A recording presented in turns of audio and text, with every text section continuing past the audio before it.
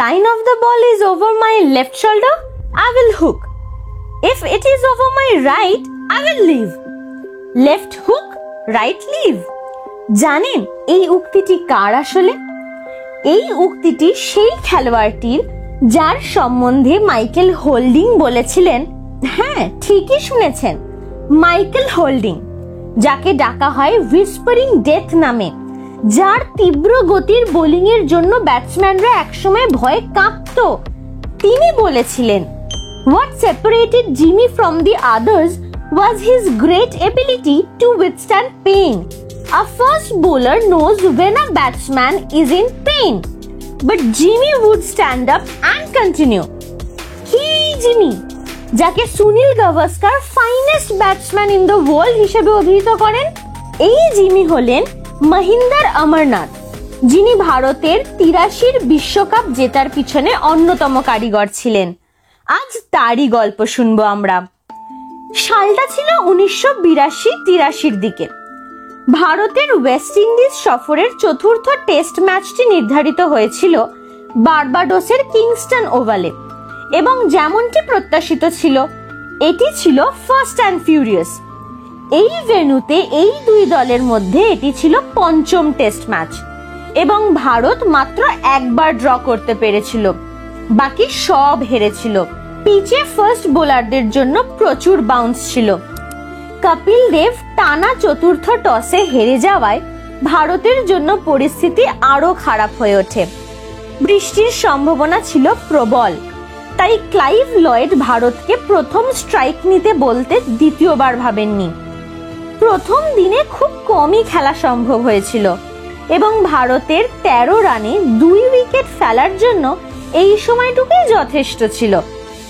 ২ ওপেনারকেই তারা হারায়। দ্বিতীয় দিনটি ছিল অমরনাথ এবং ওয়েস্ট ইন্ডিজের ফাস্ট বোলারদের মধ্যে একটি লড়াই।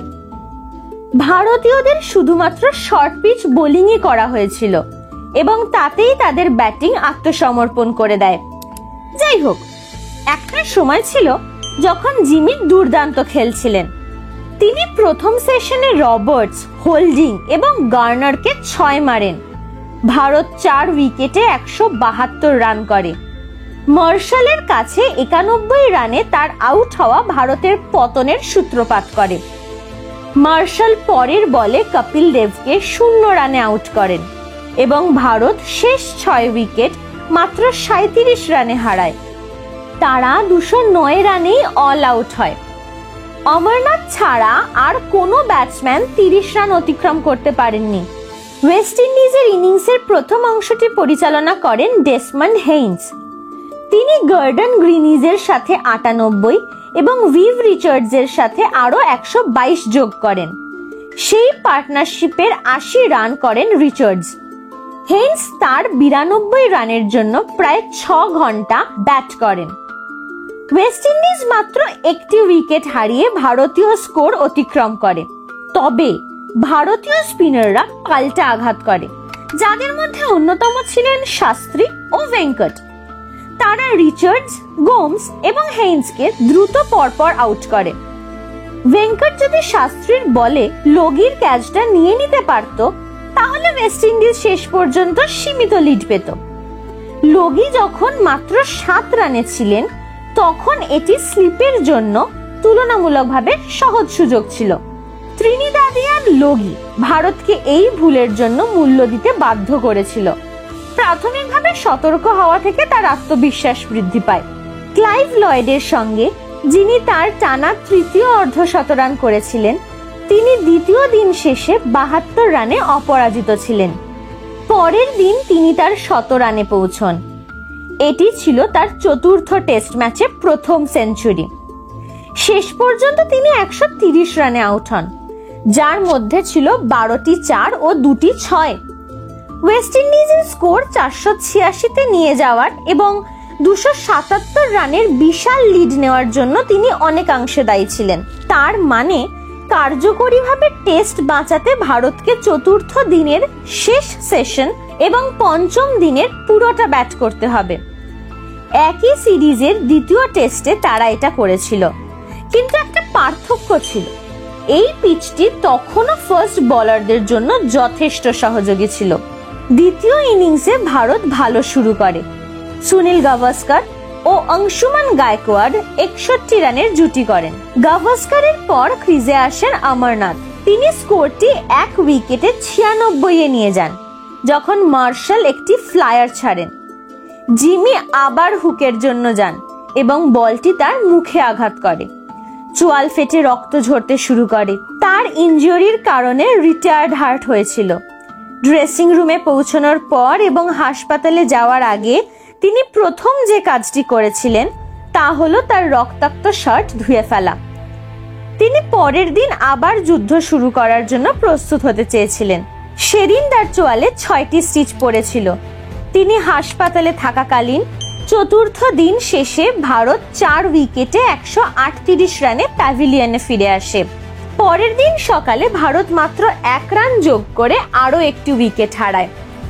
ওয়েস্ট ইন্ডিজের খেলোয়াড় এবং দর্শকরা অবাক হয়ে গিয়েছিল যখন তারা দেখে অমরনাথ পিচের দিকে হেঁটে আসছেন।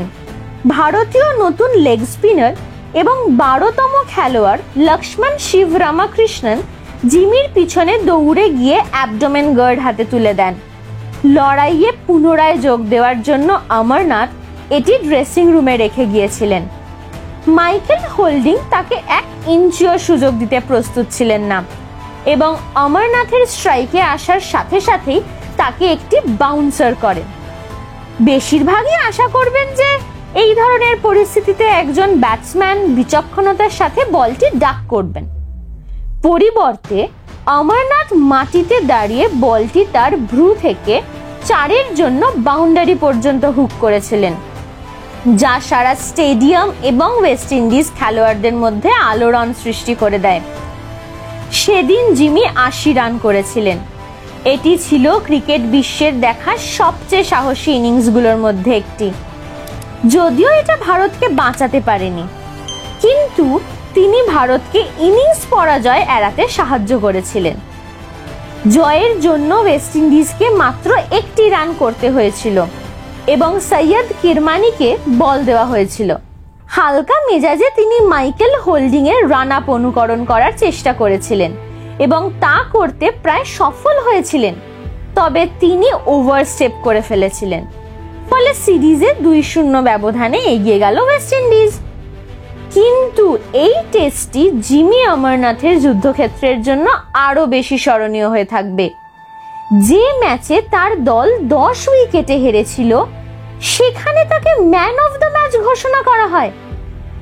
এটি আবার প্রমাণ করে যে এই সুন্দর খেলাটি কখনোই কেবল স্ট্যাটের উপর নির্ভর করে না।